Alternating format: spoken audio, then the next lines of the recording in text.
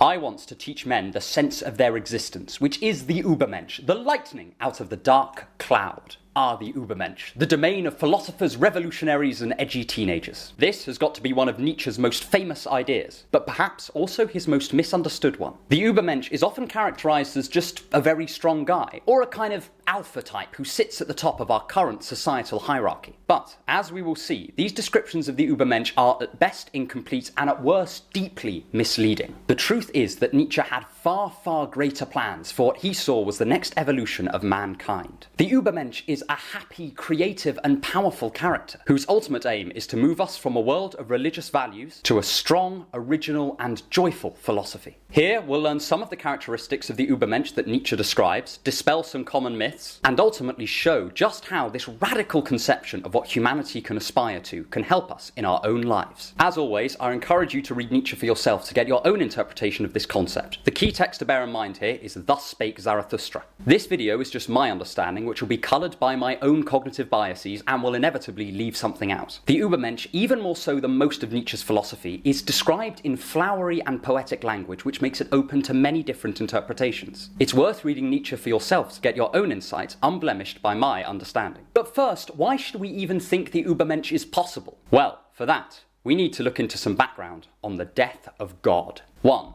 God is dead, but we are not. Perhaps Nietzsche's most famous quote is, "God is dead and we have killed him." But what most people don't know is the significance of this idea to Nietzsche's wider philosophy, and especially his conception of the Übermensch. For Nietzsche, until the 19th century, the force sustaining our moral values was religion. If you had a moral quandary, you asked your local priest. You did not deign to answer these questions for yourself or attempt to create your own values. And in Europe, the dominant moral system was Christianity, with its primary values being loving your neighbour and loving the powerless. And this reliance of morality on religion made sense. The whole of humanity was submitting to a higher being and, understandably, following their orders. But there was change on the wind. The rise of atheism and modern science in the wake of the Enlightenment meant that the very existence of God was being questioned. People were no longer making theological arguments for their moral values, but secular philosophical ones. Jeremy Bentham did not argue that what was good was what made the most people happy because he thought it was some God's will. He argued it because he thought that it was philosophically correct. And this is what Nietzsche means by God is dead. It means religion can no longer support our moral values. Mankind will have to make them for itself. This situation presents a whole host of problems, from nihilism to existential despair. Nietzsche says it can lead to humanity's degradation into a character he calls the last man. The last man is the epitome of mediocre. They do not strive for anything great. They are robbed of their natural human courage and tenacity. Instead, they pursue comfort, avoid danger,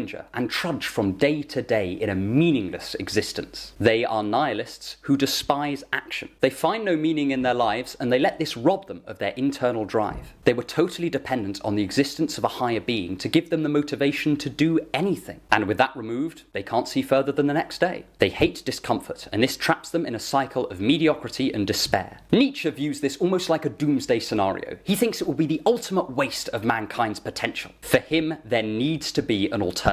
Nietzsche sees in the death of God a potentially fantastic opportunity. For the first time in thousands of years, mankind has the power to craft its own definitions of right and wrong, good and evil, or move past the concepts entirely. We can create our own values, and this is where the Übermensch walks onto the scene. The purpose of the Übermensch is to move beyond humanity as it currently exists. They have the boldness to reshape the world as they see fit and forge brand new morals, brand new values in the fires of the old ones. For Nietzsche, many of these values will be centered around one great aim, the affirmation of material life. One of the aspects of religion that Nietzsche found endlessly irritating was its tendency to make the material world secondary to some higher spiritual plane. In Christianity, this is primarily done by making the world a precursor to either heaven or hell. The significance of the temporary physical world pales in comparison to the eternal metaphysical world just on the horizon. Nietzsche thought that philosophies like this encouraged us to waste the great gift of life. It told people to hold it at a distance, as something that will be gone soon and is just a prologue to a much greater existence. The Übermensch would do the opposite. They would conduct their entire life with a great love for material reality. They would love their fate and love their lives and take each moment with great gratitude in their hearts. This is an aspect of the Übermensch that's often lost in analyses of Nietzsche. Nietzsche. They are not necessarily hungry for wealth or to be at the top of our current hierarchy. According to Nietzsche, present-day hierarchies aren't even worth ascending. Instead, the Übermensch and those that would assist them want to change the values of society to fit a new world. They are not just hungry for power, they have a definite end in mind. Nietzsche does not spell out in perfect detail what these values will be. He largely sees himself as setting the stage for a new generation of philosophers who will do the job of making these values. But then the question on a lot of people's lips is, how does the Übermensch come about? And that is exactly our next point. If you want more on philosophy and the art of learning, subscribe to my email list. The link is in the description.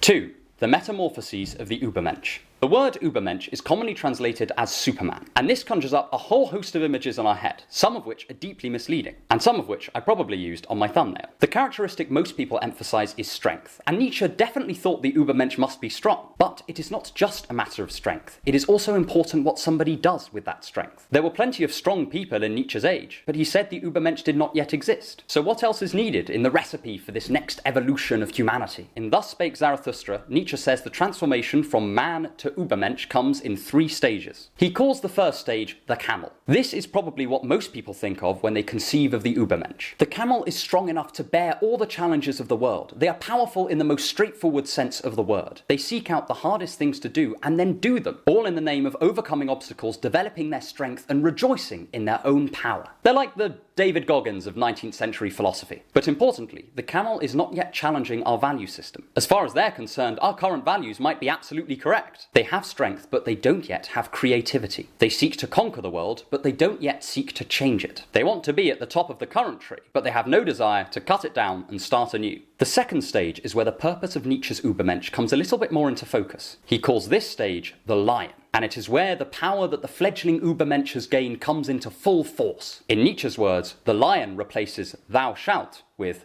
I will. This is the point at which the old values are being deconstructed and destroyed. The lion is feasting on the corpse of our current moral values and is carving out space for new ones to be created. They reject the values of others and instead prioritize their own wills. The lion, in Nietzsche's view, is essentially a destructive force. They are like a whirlwind, tearing down moral values wherever they find them. If we were to meet the lion, we'd probably call them a psychopath, or at the very least a rebellious nihilist. But to Nietzsche, they seem an essential stage that the Übermensch must pass through to reach their final destination. The one thing the lion cannot do is create brand new values. And that is where the final transformation comes into play. The final stage that Nietzsche lays out for the Übermensch is perhaps the most interesting. Whereas the previous 2 stages have been characterized by beasts and gnashing of teeth, the final stage is called the child. The child is very different from the last 2 stages in that their essential properties are creativity and innocence. With the lion having carved out space for the creation of new values, the child actually gets to create them. They forget the morals and doctrines of the old world and construct philosophy anew with all of the joyful playfulness of a toddler. Here we see some of the values that Nietzsche cherished but are often ignored by analyses of his work. Joy, innocence, playfulness, creativity, and a deep love of life. These are all characteristics that Nietzsche attributes to the Übermensch, and they are most emphasized in this idea of the child. It is sometimes difficult to see exactly what Nietzsche means by these stages. Are these metamorphoses we must go through to become the Übermensch ourselves? Or can we merely hope to prepare the world for a generation which will themselves be Übermenschen? This is a point that Nietzsche seems to skip back and forth on in Thus Spake Zarathustra, and different people have very different interpretations of what these stages mean. But I'd be very interested to know what you think. But what is the Übermensch actually like? Well,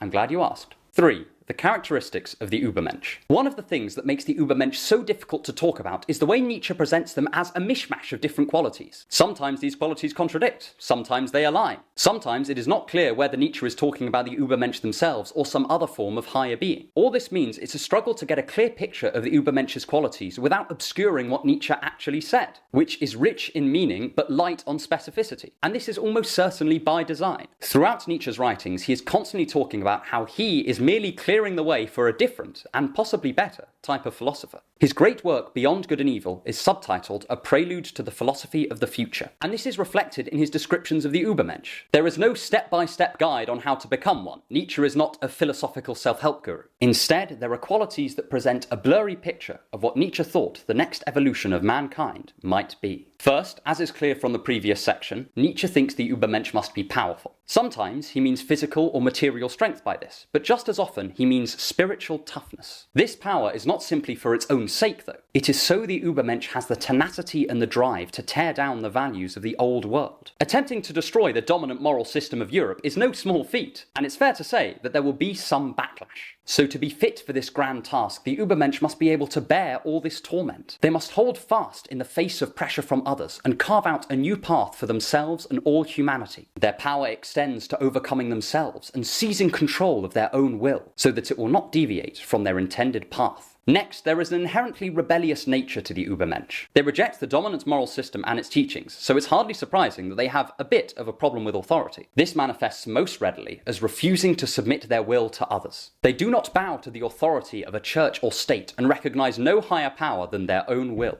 This ties closely in with the creativity of the Übermensch. The source of the new values they create will be their own will, uncorrupted by external influence. If they submitted their will to others, they would have nothing with which they could conjure up these new values. The Übermensch is essentially taking on the role of a god, in that they will decide for themselves what is right, what is wrong, and what is valuable. Nietzsche thinks they cannot do this from a position of submission. They may not require a position of domination either, but they must have freedom and independence, so they can at the very least be master of their own wills. This may make them seem evil to everyone else, but for Nietzsche it's an integral step in the creative process. Lastly, and perhaps most surprisingly, the Übermensch has a deep love in their hearts for the world and for mankind itself. Often Nietzsche is painted as a crude egoist, recommending that we pursue our own selfish desires in any situation, and saying that the rest of humanity can go to hell. But I disagree with this interpretation. Nietzsche's Übermensch does not construct new values out of hate or a wish to be cruel or spiteful, though it may seem that way from the outside. They do it out of love. They believe that their will is the best will, the one with the strength and fortitude to rescue humanity from nihilism and bring us into a new age of greater philosophy, greater art, greater work, and greater people. Some may call this simple delusion, but Nietzsche says that in the right hands, this unabashed confidence is exactly what we need in the wake of the death of God. This idea of love for the world is reflected most of all in the character of Zarathustra, who is constantly talking about his love for people, how he wants to shepherd them into a better way of living free from the crude constraints of religious morality. He wants to release the greatness he believes is inside mankind, and which he thinks has been strangled by our current values. He is not unkind, though he may act that way at times. He is more like a stern but loving parent, who gets the best out of us through the occasional use of harsh words, but through the prodigious use of affectionate encouragement. There are many more qualities that Nietzsche assigns to the Übermensch. He says they are to be free from pity and resentment, and free from disgust, and have a great love for the material world. But there is one more quality of the Übermensch that I think is applicable to all of us, and that is how they approach joy. 4. The joyful philosopher. Nietzsche has been called many things. A radical political thinker, an essential existentialist, and a complete madman. But there is one label that is just as appropriate as any of these, and that is a philosopher of joy. Despite how he may seem, Nietzsche is genuinely one of the most upbeat philosophers I've ever read. He is constantly talking about new ways we can find happiness, new sources of laughter, and new methods of loving our fate. One of my favourite of his books is literally called The Gay Science, or The Joyful Science if you're teaching about it in a secondary school. His works are littered with enthusiastic aspirations, and in Thus Spake Zarathustra, he gives one of his most insightful pieces of wisdom. If you want to be happy, don't aim for happiness. At first, this seems really counterintuitive. Why would we not aim to be happy? After all, a miserable life that is barely worth living is hardly something to aspire to. But Nietzsche's Übermensch demonstrates why this piece of advice works, and how each of us can apply it in our own lives. The Übermensch does not seek out happiness directly. They instead seek out suffering and pain. But importantly, they don't do this out of some masochistic desire to hurt themselves or out of self-hate. Instead, they do it to, as Nietzsche puts it, rejoice at their own strength, and to reach higher and higher levels of understanding. To really get to grips with what Nietzsche means here, we need to realise that he doesn't view suffering as a bad thing. He thinks it is entirely necessary for our development as people. If we never suffered, we wouldn't have the urge to question anything. We would never properly interact with the world as thinkers. We would be turned into cattle, being fed pleasant sensations day after day until one day we keel over. For Nietzsche, this is no way for a person to live, and certainly no way to evolve beyond our current state. In his more grandiose moments, Nietzsche speaks of how we should love our suffering, embracing it like a friend. We should should grab the worst experiences in our lives and kiss them passionately, showing our appreciation of their vital contributions to our characters. And this attitude makes a certain sense if you want to get the most joy possible out of life. It is very easy to enjoy things that are sensually pleasurable. You will very rarely hear somebody complain about the pain of a delicious meal or time spent with their best friends. So we can consider such experiences occupied ground, as far as our happiness goes. What remains are all the awful experiences in life, the tragedies, the pains, the endless irritations. This is the land we must conquer if we want it too to bring us joy. And Nietzsche allows us to do this by setting our course directly for suffering. Then when we suffer, it is no bad thing. We've achieved what we wanted to do. And by highlighting all of pain's developmental aspects, Nietzsche is making this redirection a little bit easier. The idea is that joy will then not need finding at all. It will catch us entirely unawares. We will be sitting by ourselves when happiness will bubble up inside us. We will find a naturally carefree and joyful attitude to life as innocently as a child does. But Nietzsche thinks this can only happen if we let go of our wish to be happy altogether. Nietzsche says it is just at this moment, where we stop aiming for joy and instead set out for pain, that peace will fall upon us. Seeking happiness is a bit like flirting. It only works if you don't mind getting rejected. Secure joy for Nietzsche can only be obtained when we no longer desire to avoid suffering, and all the better if we actively run towards it. There are certainly some parallels with Buddhist philosophy to be made here, and this is what allows the Übermensch to be so joyful and creative. They don't mind the slings and arrows of the world, and this grants them immense freedom. They don't care about being condemned by others, so they can craft their own values. They're not bothered by hardship, so they can secure their independence from the people around them. They don't directly wish to be happy, so they are all the more effective in exercising their will. And in the process, they secure happiness almost as an afterthought. Again, this is a really, really difficult thing to get your head around. Or at least it was for me. But there is an awful lot of insight here. And if we can embrace it, it is the closest we can realistically come to attaining the freedom and creativity of Nietzsche's Übermensch. 5.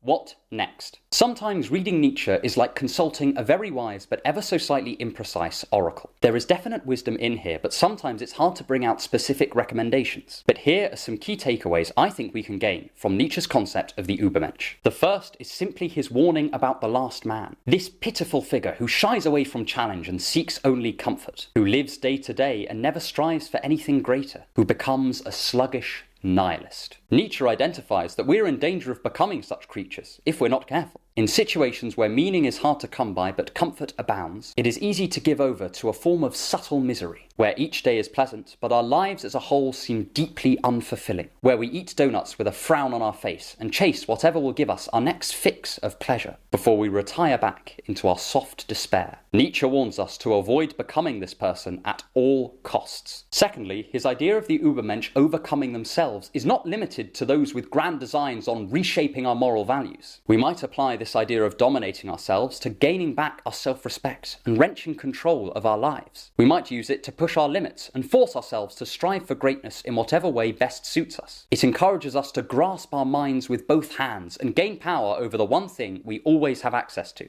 ourselves. This is a useful ambition to struggle after, whether you want to forge new values in the fires of God's funeral or just attempt to make the best of the material reality that you've been given. Lastly, Nietzsche's Übermensch teaches us how to find joy in difficult places. It encourages us to be creative as well as destructive. Above all, it allows us to reclaim a time when we were constantly original, when every day we had a new magnum opus, where we did not feel ashamed of failure or insufficiency, but embraced our creative wills wholeheartedly. He teaches us to recreate a little part of the magic spark we had as children, and guard it carefully from anyone who seeks to crush or constrain it. And I want to finish on this point. For all his reputation as a vicious and cruel thinker who encouraged the nobles to crush the slaves and thought the idea that all men were created equal was complete nonsense, Nietzsche would ultimately bow his head in acknowledgement of the wisdom of a child. And I think that's rather beautiful. As always, I encourage you to read Nietzsche for yourself to get your own interpretation of these fascinating ideas. The key text to bear in mind here is Thus Spake Zarathustra, and click here to learn more about his devastating critique of morality, perhaps his most controversial philosophical idea. And stick around for more on thinking to improve your life.